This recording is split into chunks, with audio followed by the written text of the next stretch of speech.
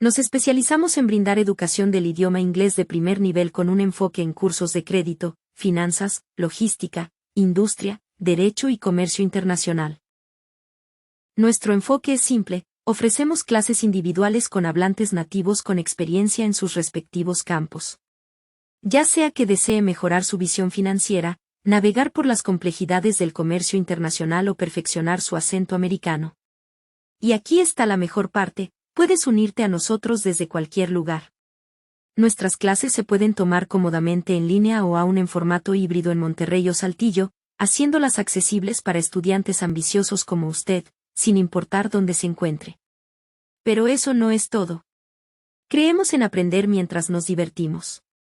Con eventos de cenas de networking.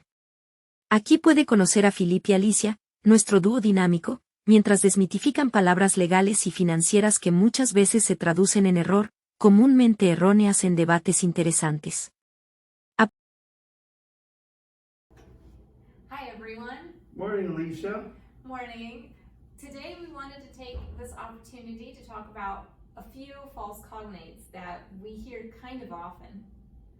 Yeah, and we've selected 4 that are usually together because they're legal and financial ideas. Yeah, for example, the word actual and present. present.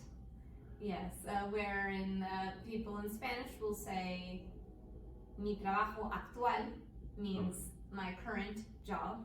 Right. Now, in English, if you say my actual job is something like, well, I'm an accountant by day and a magician or entertainer by night, but my actual job is an accountant. Actual means in reality. Present means at the current time. Present or current we could use, yeah. That's right. And this contracts. We were reviewing a contract template in a class the other day, and just in Spanish, it says ambas partes celebraron el contrato, which celebrar a contract, celebrate a contract. Which is funny, because in English we have parties. Yes, party, P-A-R-T-Y. Party, first party, second party. Mm-hmm. So students say, well, how come there are parties in a contract that's being celebrated? See, it's the same thing. So, and again, in English, we have parties entering into an agreement or a contract. Yes, and another one is, I think, the credit. Yes, and unfortunately, retail bankers sometimes in both languages confuse a line of credit or línea de crédito, a tarjeta de crédito, or a credit card, which sometimes anybody with a heartbeat can get, versus a letter of contract is usually used for a documentary purchase where both parties, banks, get involved to streamline the sale or the transaction. But usually with a high risk or a new customer or in a part of the world that's risky, as currency risk or something. And why don't we have a meeting. To discuss, okay. An example of these 4, actually, no, you found a fifth, these 5 cognates which aren't exactly the same. Sounds good. All right. Good morning, John. Some good news. Some of the major points of disagreement and argument with our current supplier have been the payment terms and the quality of their parts. I've been thinking, maybe we should consider a new supplier and involving our banks to ensure a smoother payment process. We could open a letter of credit to handle the financial aspect. That's a good idea, Lorena. It would actually give us more control over the payments and also provide some assurance to our new provider. But, can you remind me about the difference between a credit card, a line of credit, and a documentary letter of credit? I want to make sure we're on the same page.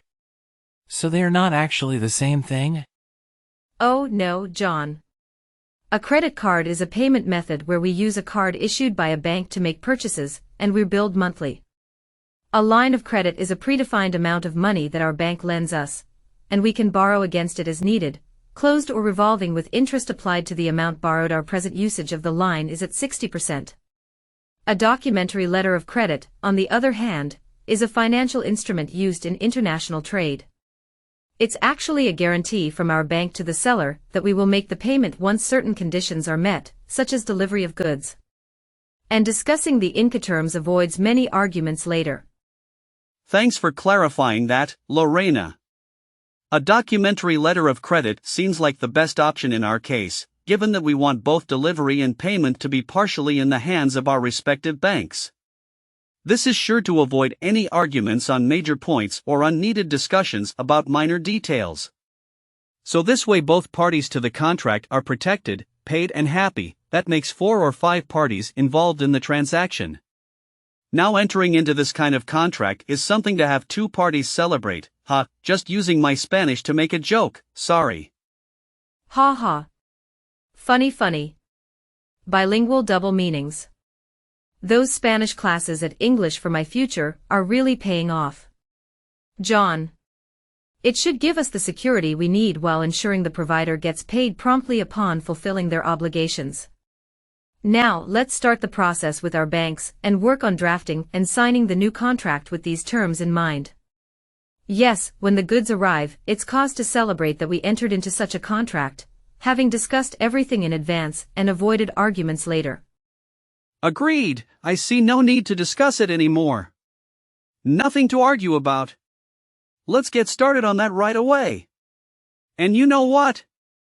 We should celebrate this milestone once everything is in place. It would be great if both parties in the contract could celebrate this new alliance. We will just have to notify our current suppliers that our contract with them is terminated, though they have actually been without a contract for 60 days.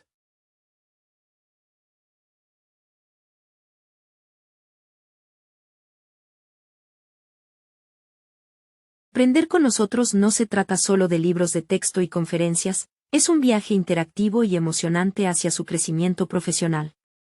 También tiene la oportunidad de integrar un curso CE, equivalente a un diplomado en México, en su curso de Inglés de Negocios, y ganar un diploma de una institución americana en uno de 60 temas financieras y gerenciales. Entonces, ¿qué esperas? Invierta un momento en explorar todo lo que tenemos para ofrecer y rápidamente verá cómo English for My Future puede ser su pasaporte a un mundo de oportunidades. ¿Tiene preguntas o está listo para comenzar? No dude en comunicarse con nosotros a través de WhatsApp al +5218182572451 o envíenos un correo electrónico a englishformifuture@gmail.com.